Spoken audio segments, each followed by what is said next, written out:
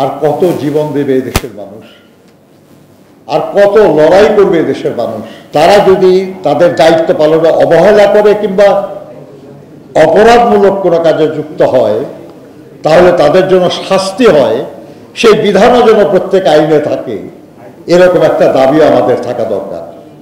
আর না হলে আইনের ভাষা যত সুন্দর করি, আমাদের যত আকাঙ্ক্ষা আমাদের আইনের কাগজ বলছি আমি, লিপিবদ্ধ করি,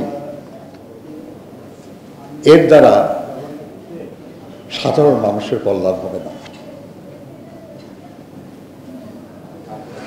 প্রিয় সহকর্মীগণ, আমরা এই বাংলাদেশের মানুষ ভাষা আন্দোলনে জীবন দিয়েছি, স্বায়ত্তশাসন, ৬৯-এর গণঅভ্যুত্থান, ৭১-এর মহান মুক্তিযুদ্ধ, ৯০-এর ছাত্র গণঅভ্যুত্থান এবং ২০-এর জুলাই-আগস্টের আন্দোলন, গণঅভ্যুত্থান, অনেক অনেক জীবন দিয়েছি আমরা। মুক্তিযুদ্ধে লাখো মানুষ জীবন দিয়েছে, বিভিন্ন আন্দোলনে হাজার হাজার মানুষ জীবন দিয়েছে।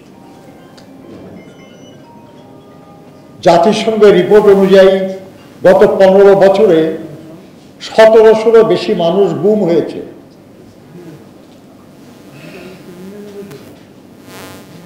বিচার বহির্ভূত হত্যার শিকার হয়েছে অনেক, খুন হয়েছে অনেক, লক্ষ লক্ষ মানুষ নিপীড়ন সহ্য করেছে। এত কিছু করার পরে আমাদেরকে আলোচনা করতে হয় এমন বিষয় নিয়ে যেটা নিয়ে আলোচনা করা উচিত না, করার দরকার না।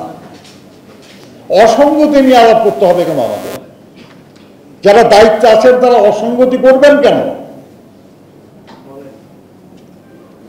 যার ন্যায্য তা করবেন না কেন? বন্ধুরা, আর কত জীবন দেবে দেশের মানুষ, আর কত লড়াই করবে দেশের মানুষ।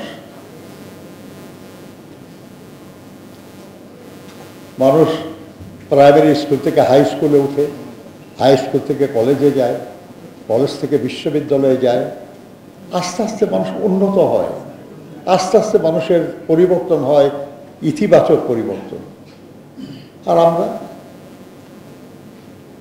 বারবার যেন সাপ লুডুর মতো অনেক দূর আগে যাই, আবার সাপে কেটে নিচে চলে আসি, আবার আগানোর চেষ্টা করি।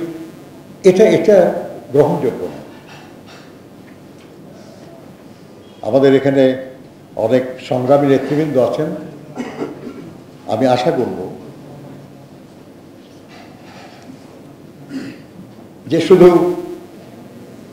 এটা একটা মজা যে বাংলাদেশে এখন সবচেয়ে গুরুত্বপূর্ণ যে কর্মকাণ্ড চলছে সেটা হলো ঐক্যমত্য কমিশনের কাজ। অনেক বিষয় নিয়ে আলোচনা হচ্ছে, কিন্তু যে বিষয় নিয়ে আজকে আলোচনা, এই নিয়ে তো কোনো আলোচনা নাই সেখানে। তার মানে ওখানে যা হচ্ছে তার মাধ্যমে রাষ্ট্রের, জনগণের বিরাট পরিবর্তন হবে। কিন্তু এখানে যে বক্তারা বললেন যে যাদের পরিবর্তন হওয়ার কথা তারাই তো নিরাপদে থাকতে পারবে না যদি আইন এরকমই থেকে যায়। কিন্তু এই নিয়ে তো কোনো আলোচনা নাই। আই এম সরি, এইভাবে চলছিল, চলবে বা চলতেছে, আগামীতে যাতে না চলে সেই জন্য আমাদের সচেতনভাবে কাজ করতে হবে, এগিয়ে যেতে হবে। আপনাদের সবাইকে ধন্যবাদ।